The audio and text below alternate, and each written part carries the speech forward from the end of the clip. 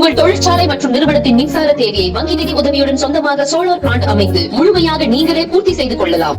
Velan infra project private limited, Chennai. 9842252166.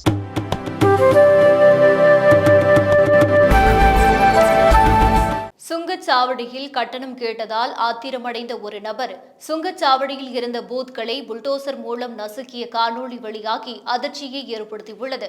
Uttar Pradesh மாநிலம் ஹப்பூர் மாவட்டம் பில்குவா என்ற இடத்தில் தேசிய நெடுஞ்சாலை சுங்கச்சாவடி உள்ளது. அங்கு புல்டோசர் ஓட்டி வந்த ஒருவர் சுங்கச்சாவடியை கடந்து செல்ல முயன்றபோது சுங்க கட்டணத்தை செலுத்துமாறு அங்கிருந்த ஊழியர்கள் கேட்டனர். மேலும் அந்த வாகனத்தை அனுமதிக்க மறுத்துள்ளனர். இதனால் ஆத்திரமடைந்த டிரைவர் தனது புல்டோசர் மூலம் கட்டணம் வசூலிக்கும் 2 பூத்களை உடைத்து நொறுக்கினார்.